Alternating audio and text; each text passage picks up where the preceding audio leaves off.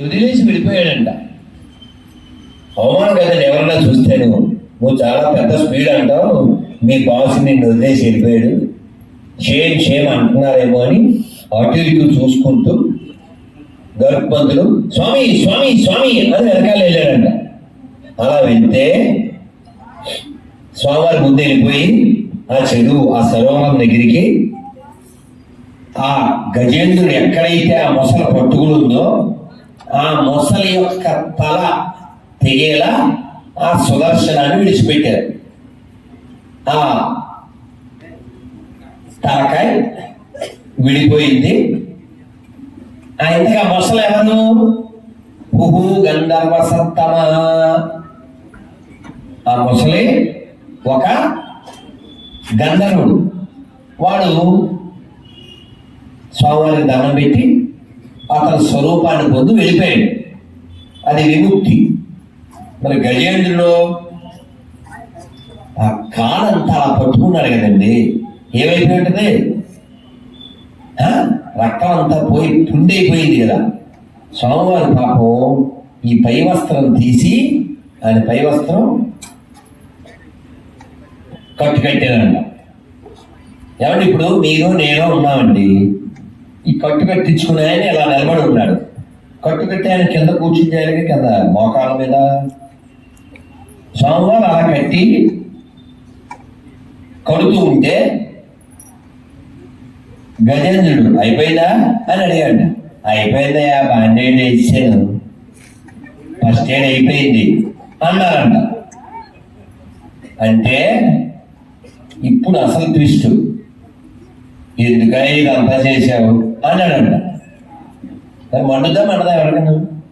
మనకే మండుద్ది కదా వింటే. విష్ణుమూర్తి అత్తయ్యి అదేంటే ఎంత మాట అన్నావు, మా ఆవిడికి చెప్పకుండా జుట్టుముడి వీడిపోతుంటే సరికెంజప్పుడు శంఖ చక్రదోయం అని వినగల జుట్టు అలా అలా ఊడిపోతుందంట. అది ముడేసుకోకుండా చెప్పాడు. నేను ఆశ్చర్యపోయాను. నాహం కలేబరస్య స్యాత్ ప్రాణార్థం మధుసూదన. స్వామి, ఇది ఈ రోజు నువ్వు రక్షించినా రక్షించకపోయినా కూడా ఎప్పటికైనా కాలంలో కలిసిపోయేదే కదా. ఈ వెధవ శరీరం కోసం కాదు స్వామి నిన్ను పిలిచింది. సాయంత్రం కదా అలా చెరువు మీదుగా వెళ్తున్నాను, అందులో కమలాలు కనపడ్డాయి స్వామి. నువ్వు కమలనాభుడు కదా, కమలాల లాంటి కళ్ళు కలిగిన వాడివి. నమ కమలనాభాయ నమ కమల నేత్తాయ. కమలాల లాంటి కళ్ళు, కమలాల లాంటి హస్తాలు, కమలాల లాంటి పాదాలు కలిగి కమలం లాంటి ముఖం కలిగినటువంటి శ్రీమన్నారాయణుడికి ఒక కమలాన్ని ఇవ్వాలి కదా అని దిగి పట్టుకుందామని దిగాడు స్వామి. పట్టుకున్నాను, వీడు నన్ను పట్టుకున్నాడు స్వామి. అది ఇద్దామంటే, నీ దగ్గరికి వద్దామంటే నేను రాలేను కదా, అందుకే నిన్ను పిలిచాను స్వామి. నీకొక కమలాన్ని అర్పించాలని, అది ఇచ్చే లోపల ఈ ప్రాణాలు పోతాయేమో అని నేను నీ దగ్గరికి తేలేను కదా, ఆ కమలం నీకు అర్పించాలని పిలిచాను తప్ప ఈ వెధవ శరీరం కోసం కాదు స్వామి. ఇది కదా భగవంతుని పిలవాల్సిన దానికి ఉండాల్సిన బ్యాక్గ్రౌండ్. మనము పిలుస్తాం, ఏదైనా పిల్లి మేక ఏదైనా అంటే అనకూడదు, చిన్న నెప్పొస్తే పిలిచేస్తుంటాం. మనం శరీరం ఉంటుందా? 4వ తారీఖు నుంచి జ్వరంతో చాలా ఇబ్బంది పడుతున్నారు. ఇప్పుడు కూడా శక్తి లేదు, కానీ లోపల భగవంతుడిని స్వామి నీదే భారం అని మాట్లాడుతున్నారు. ఇది పడిపోతుంది, ఉండదు. కానీ పడిపోయినప్పుడు మనం సంతోషంగా వదిలేయాలి. అలా వదలాలంటే మనకి జ్ఞానము వైరాగ్యము ఉండాలి. అన్నమయ్య అంటాడు, నిన్నే విన్నాను,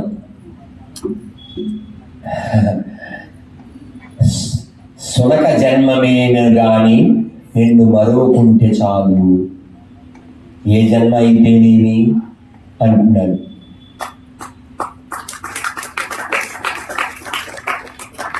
ఆయన నామం చెప్పలేకపోతే, ఆయన కోసం తపించకపోతే, ఆయన నామం జపించకపోతే ఇది ఉంటే ఏంటి, పోతే ఏంటి? చేతులారంగ శివుని పూజించండి. ఓహో, ఇదేనేమో ముకుందమాలలో చెప్పారు కదా. ముకుందమాలలో ఏం చెప్పారు? కపవాత పిత్తై, గొంతులో కపం పెరిగిపోతుంది, పిత్తం పెరిగిపోతుంది. అప్పుడు నేను నిన్ను పిలవలేదు స్వామి, అందుకని అప్పటికిప్పుడే నోరారా నిన్ను పిలుస్తాను స్వామి. గట్టిగా చెప్పండి, గోవిందా గోవిందా. అందరు అట్లే చేతులు పైకి పెట్టండి, రెడీ చేతులు. అబ్బా, అద్భుతంగా ఉన్నాయి. కాకినాడ కమలాలు చెప్పండి, హరే కృష్ణ హరే కృష్ణ కృష్ణ కృష్ణ హరే హరే, హరే రామ హరే రామ రామ రామ హరే హరే, గోవిందా గోవిందా గోవిందా. ఎప్పుడు కుదిరితే అప్పుడు, ఎంత సాధ్యమైతే అంత సమయం దొరికినప్పుడల్లా మంత్రం అనుష్ఠానం చేస్తూ ఉండాలి. ఏదో ఒక అలవాటు అయిపోవాలి. మామూలుగా మనం ఎవరైనా నుంచోరు తల్లి, ఇప్పుడు ఈ పిల్లని ఎన్నేళ్ళు నీకు? 4 5 6 వచ్చినా అని దాడి మీద కొడితే ఏమంటాను? దాడి మీద కొడితే ఏమంటావు? అలా ఏమన్నా నీ మొహం అంటావు. పెద్ద పెద్ద పెన్షన్ లేస్తాం, ఏవేయదు అంటావు. అది ఎందుకు కూర్చోంట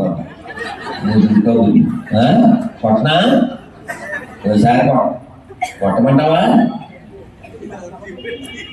ఈ క్వశ్చన్ ఎందుకు అడిగానంటే, చిన్న బిడ్డ కదా, మనకి ఎప్పుడన్నా దెబ్బ తగిలితే మనం అమ్మోయ్ బాబోయ్ అంటుంటాం. కానీ మనకి ఎంత అలవాటు అవ్వాలంటే, అలా గ్యాప్ వస్తే, కొంచెం సమయం వస్తే వాసుదేవ వాసుదేవ వాసుదేవ చెప్పండి, వాసుదేవ వాసుదేవ వాసుదేవ. ఇప్పుడు కూడా వచ్చే ముందు చేసుకుంటూ వింటూ, స్నానం చేస్తూ వింటూ వచ్చాడు. శ్రీవాసు అప్పలాచార్యులు చెబుతున్నారు, వాసు అని పిలుస్తుంటాం మనం. వాసు అంటే ఎవరు? వెంకటేశ్వర కదా, శ్రీనివాసు అనుకుంటాం. వసతి, అంతటా ఉండువాడు వాసు. వాసనాత్మాసుదేవస్య, అంతటా ఉండేవాడు వాసుదేవుడు. అందుకే మనం ఎప్పుడు కూడా చెప్పండి, ఓం నమో భగవతే వాసుదేవాయ, ఓం నమో భగవతే వాసుదేవాయ, ఓం నమో భగవతే వాసుదేవాయ. ఎవరు చెప్పారు? ఎవరు చెప్పారు? ధ్రువుడికి నారదుడు ఉపదేశించాడు. అందుకే అలమై చెప్తారు కదా, ఏం చెప్తారు? ఏం కూర ఉంటే ఏంటి? ఇంకా దౌర్భాగ్యం ఏంటో తెలుసా? 2006లో మొరమండాలో ఊరు ఉంది, అక్కడ చెప్పారు ఎవరో, 2006 అంటే 28 ఏళ్ళ క్రితం, ఒక ఆవిడ జపం చేస్తుందట, ముసలావిడ జపం చేస్తుంటే దేవుడు వచ్చాడు. దేవుడు వస్తే ఏం చేయాలండి? దేవుడు వస్తే, ఇప్పుడు నేను వచ్చానండి, మామూలు మనిషిని, మీరంతా నిలబడలేదు, మరి దేవుడు వస్తే ఏం చేయాలండి? సాగు వచ్చావా, ఊరు పొమ్మంటుంది, కాడు రమ్మంటుంది, తొందరగా తీసుకుపో అనాలా? ముసలిది ఎలా చూస్తుందండి. ఇంకా ఏమంటే ఇప్పుడు మీరు పిలిచారు, నేను వస్తే మీరేం పట్టించుకోకుండా ఆ పౌన్ హై అని చూస్తే నాకు ఇబ్బంది ఉండదు. ఇది పూర్వకొమ్మ స్వాగతం, మెడలో మాల గౌరవంగా తీసుకొచ్చారు, అది మానేసి అలా చూస్తే నాకు ఎంత ఇబ్బంది ఉండదు. అలాంటి భగవంతుడు వస్తే ముసలిదే ఇలా చూస్తుంది. ఇంకా తప్పదులే అని దేవుడు, ఇదిగో ముసలే నీకు మోక్షం వచ్చాను అన్నాడు. అయితే ముసల్దాన్ని ముసలే కానీ ఏమన్నా తెలుసా ఏంటి మోక్షం చక్రవాకం సీరియల్ వస్తుంటే టీవీకి అర్థం కాదు. అంటే చక్రధారి భగవంతుడు అక్కర్లేదు, చక్రవాకం కావాలంట దీనికి. చావు వచ్చినప్పుడు ఏమన్నా వస్తాయా? ఎవరైనా ఎవరికైనా వెళ్ళడం చూసావా? మా నాన్నగారు వెళ్ళిపోయారు, మా అమ్మ వెళ్ళలేదు, మా అమ్మ వెళ్ళిపోయింది, మేము వెళ్ళలేదు. ఎవరు విడిగానే వెళ్ళాలి. ఎవరైనా కాశీ వెళ్ళారా? చేస్తున్నామా? వెలుగుంటారు. కాశ్యాన్ మరణ ముక్తి.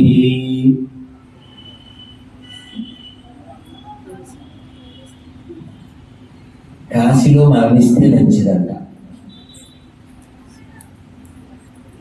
అక్కడ మణికర్ణిక ఘాట్ ఉంది.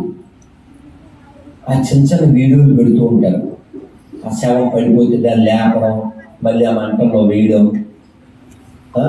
ఆ కాలిపోయిన పుర్రె, ఆ నడుము, కాళ్ళు, కొంచెం కొంచెం మాంసం అలా దానికి ఉంది. ఆ వెనకాల పాట, ఒక చిన్న పాట నాకు భలే ఇష్టం. ఏం పాట చెప్పడం? దో దిన్ కా మేలా అభి అఖేలా. మీకు హిందీ రాదు కానీ భలే ఆనందపడతారు. 2 రోజులు వచ్చక ఇప్పుడు ఒక్కడమైపోయావు కదా. అందుకని మనం ఒక్కడమే, మనతో ఒక్కడే. ఆ ఒక్కడెవడో తెలుసుకోవడానికి ఈ ఒక్క జన్మే. ఆ ఒక్కడు లోపల ఉన్నాడు, ఆ అంతర్యామి. ఆయన పట్టుకోవాలి, ఆయన ఆకట్టుకోవాలి, ఆయన ఉండే చోటే ఇల్లు కట్టుకోవాలి. దాని పేరు పరమపదము. పరమయోగులకు పరిపరి బాధపడ్డాయంట. నువ్వు బాధపడకు, నేను రామావతారంలో వచ్చినప్పుడు నీకే నేను కూర్చుంటే ప్లేస్ ఇస్తా, చూసుకో.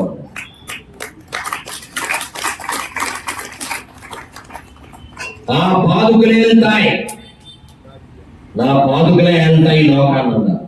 అది రాముడు, అది రాముడు. అంటే ఇతర మతాల వాళ్ళు మన ధర్మాన్ని కించపరుస్తూ ఉంటారు. మనం ఏం మాట్లాడం. ఎందుకని అంటే మనకి మన గురించే తెలియదు. రామాయణంలో 20 పేర్లు చెప్పగలరా? ఒక్క చేయలు ఇవ్వలేదు. ఇంతకంటే దరిద్రులు ఉంటారా? రాముడు పుట్టిన నేలలో రామాయణంలో 20 శ్లోకాలు అడగలేదు.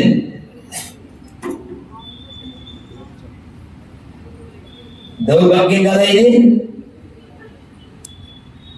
ఇతర దేశాల్లో పిల్లలు రామాయణాన్ని నేర్చుకుంటున్నారు, రామాయణాన్ని నాట్యంగా ప్రదర్శన చేస్తున్నారు, రాముడి పట్ల భక్తిని పెంచుకుంటున్నారు. మనకి ఏమీలే. మన ఇంట్లో పుస్తకం ఉంటే ఉపకారం ఏముంది? మెడిసిన్స్ బోల్డ్ ఉన్నాయి, ఏమి వేసుకోగా. చదవండి నాన్న, మనసు పెట్టండి. ఎప్పుడు మరణం వస్తుందో తెలియదు. నా బెంగ ఏమిటంటే పడిపోతే ఇంకా లేవదు కదా. ఒక్కసారి అలా నాన్న శరీరం అలా కదలకుండా పడి ఉంది, దాన్ని తీసుకొచ్చి బయట పెట్టారు. బయట నుంచి అలాగే వెళ్ళింది, మళ్ళీ లోపలికి రాదు కదా. అమ్మ అంతే, నేను మీరు అంతే కదా. పడిపోయాక నిన్ను ఎవరు పేరు పెట్టి పిలవరు కదండి. ఎవరో పేరు ఆ వెనకాల వాగుతున్నారు, అంత కంట్రోల్.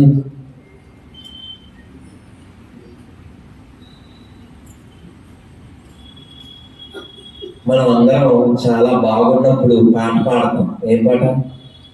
రెచ్చిపోదాం బ్రదర్ అని సాంగ్ వేస్తుంటాం. కానీ వాస్తవం ఏంటి? చచ్చిపోతాం బ్రదర్, వెయిట్ చేస్తుంది వెదర్.